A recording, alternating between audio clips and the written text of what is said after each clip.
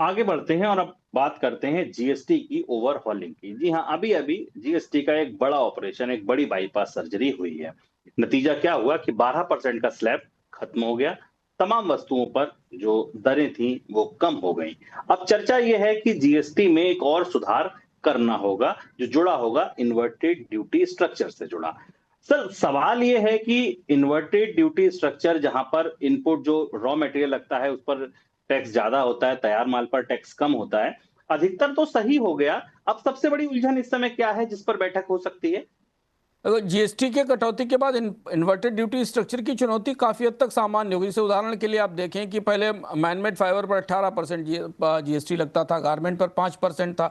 जब 2000 अभी जो सितंबर में सरकार ने नया नया स्ट्रक्चर किया, इसके बाद अब 5% का बराबर जीएसटी आ गया। यही फुटवियर पर है, यही फर्टिलाइजर पर है। समस्या कहीं दूसरी जगह, और जीएसटी काउंसिल को उससे खासी मगजमारी करनी पड़ेगी। समस्या है इनपुट टैक्स क्रेडिट को लेकर, क्योंकि जीएसटी का पूरा स्ट्रक्चर बदल गया है और कई जगह इनपुट टैक्स क्रेडिट के क्लेम पिछले व्यवस्थाओं के हिसाब से ज़्यादा हैं और कहीं कम है। इन्हें कैसे से बेहतर किया जाए, तो इन्वर्टेड ड्यूटी स्ट्रक्चर का जो बचा हुआ हिस्सा है वो इनपुट टैक्स क्रेडिट के रिफॉर्म्स को लेकर है। तो जो अगली जीएसटी काउंसिल की बैठक होने की तैयारी चल रही है, उसमें शायद ये एजेंडा ज़रूर आएगा कि कैसे इनपुट टैक्स क्रेडिट के रिफॉर्म किए जाएं। क्योंकि अभी जब जीएसटी की कमेटी ने अपना फैसला सुनाया था और उसके बाद दिवाली से पहले कटौती हुई थी, तब इन मामलों को थोड़े समय के लिए रोक दिया गया था। तो ज़्यादा निगाह इस बात पर होगी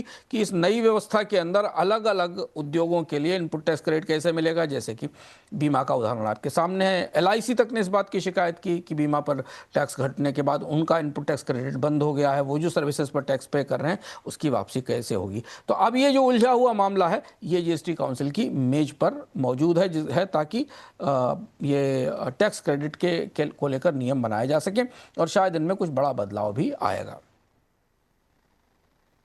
बेहतर सेवाएं कह लीजिए या बेहतर सब्सक्राइबर ग्रोथ कह लीजिए, इसके बल पर देश की दिग्गज टेलीकॉम कंपनी एयरटेल ने आरपू के मामले में अपनी तमाम प्रतिस्पर्धी कंपनियों को पछाड़ दिया है। जी हाँ, ताजा आंकड़े बता रहे हैं कि आरपू में 12% से ज्यादा की ग्रोथ है।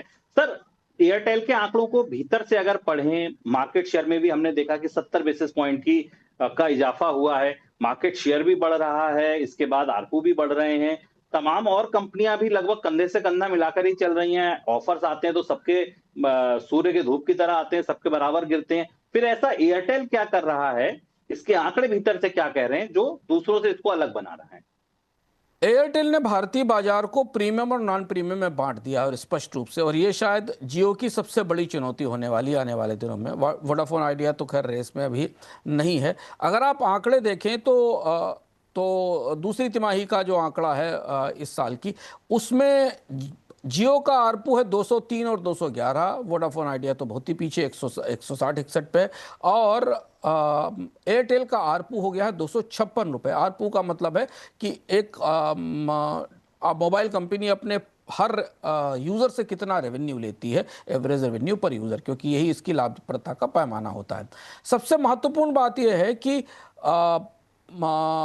एयरटेल ने अपने पास जो प्रीमियम, जो महंगे ग्राहक हैं, जो 2000, 1500, 3000 रुपए तक के बिल पे करते हैं, उनको जोड़ रखा है और वो नहीं छोड़ कर गए हैं।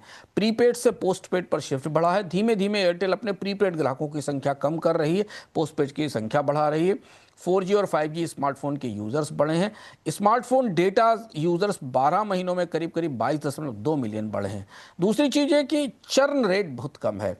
एयरटेल की सेवा छोड़ने वालों की संख्या बेहद कम है, क्योंकि सर्विस में लॉयल्टी है 4G और 5G सर्विस के कारण। और टैरिफ बढ़ने के बावजूद, जबकि 2 साल में रहकर टैरिफ बढ़ाए हैं एयरटेल ने, ग्राहकों ने साथ नहीं छोड़ा है। तो यहाँ जो प्रीमियम मार्केट की, जो अच्छा पैसा देने वाले, जो नियमित पैसा देने वाले लोग हैं, जो डेटा का इस्तेमाल करते हैं, उसको लेकर वो एक बड़ा हिस्सा है जो एयरटेल को सपोर्ट कर रहा है बाजार में। और इसलिए एयरटेल ने बाजार को लगभग प्रीमियम नॉन प्रीमियम में बांट दिया। यानी बाकी बाजार जो है प्रीपेड का, और जो 150-200 रुपए तक के आरपू का बाजार है, वो वोडाफोन और जियो के पास है।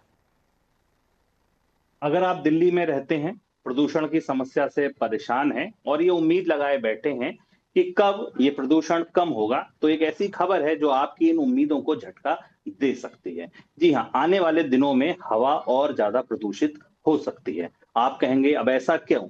ऐसा इसलिए क्योंकि पूर्वी अफ्रीकी देश इथोपिया में ज्वालामुखी फटने से उसके बाद जो बची राख है वो लाल सागर से तैरकर भारत पहुंच रही है। जी हाँ, और इसकी वजह से न केवल प्रदूषण की समस्या बढ़ सकती है, बल्कि एविएशन सेक्टर को अपनी उड़ानें भी रद्द करनी पड़ रही हैं या उनमें बदलाव करना पड़ रहा है। सर, क्या कुछ मामला है ये, और ये कैसे ग्लोबल एविएशन और इंडियन एविएशन सेक्टर को और उड़ानों को प्रभावित करेगा?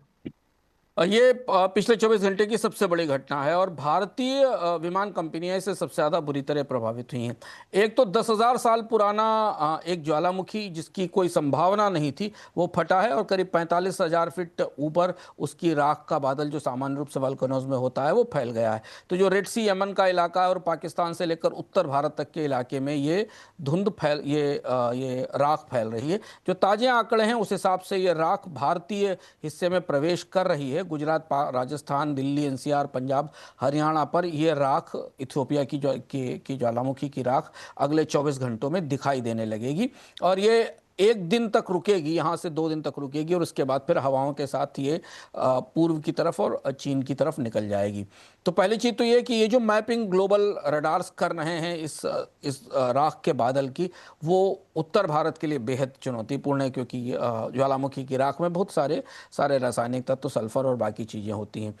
दूसरी बड़ी चीज़ ये है कि ये चूँकि ये राख सल्फर डाइऑक्साइड से बनी हुई है, गैस पार्टिकल्स से बनी हुई है, तो स्वास्थ्य की दृष्टि से जो भी आपके आसपास लोग हों उन्हें बहुत ध्यान रखने की ज़रूरत है, खासतौर से अगले 48 घंटों में, क्योंकि इस दौरान राख का यह बादल भारत के हिस्से को पूरे उत्तर भारत को पार कर रहा होगा। अब समझिए एविएशन की समस्या भारतीय विमानन कंपनियों के लिए आफत बनी हुई है। पाकिस्तान का एयर स्पेस बंद था, वो इस हिस्से से जाते थे, यहाँ से सबकी फ्लाइट डिस्टर्ब हुई हैं। एयर इंडिया ने अपनी 11 फ्लाइट्स कैंसिल कर दी हैं। आकाशा एयर की सारी फ्लाइट जो गल्फ जाती थी, जेद्दा, कुवैत, अबू धाबी, इनको सबको रोक बंद कर दिया गया है। इंडिगो ने भी अपनी फ्लाइट्स बंद की हैं, केएलएम ने भी अपनी फ्लाइट बंद की है। ज्वालामुखी विस्फोट रेयरली होते हैं, पर जब भी होते हैं तो सबसे बुरी तरह एविएशन प्रभावित होता है। इससे पहले जो ज्वालामुखी विस्फोट हुए थे, जो 2010 में आइसलैंड का एक ज्वालामुखी फटा था और 2021 में जो ला पाल्मा वाला था, वो मेन एयर रूट से बाहर था। ये ज्वालामुखी जो सबसे प्रमुख एयर रूट है, एशिया से यूरोप को जाने वाला जो बड़ा कॉरिडोर है, उसके ठीक बीचों बीच में फटा है और इस वजह से कई सारे प्रमुख रूट्स की फ्लाइट्स डाइवर्ट हुई हैं। तो भारत से पश्चिम की तरफ या मिडिल ईस्ट पर जाने वाले यात्रियों के लिए ज़बरदस्त चुनौती है।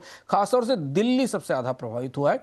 दिल्ली से जाने वाली उड़ानों में बड़ा कैंसिलेशन दिखाई दे रहा है और ऐसा लग रहा है कि इस पूरे एयर ट्रैफिक को नॉर्मल होते होते कम से कम 2 से 3 दिन का समय लगेगा, कि जब तक ये धूल का ये जो राख का ये बवंडर है ये भारत के हिस्से को पार नहीं कर जाता।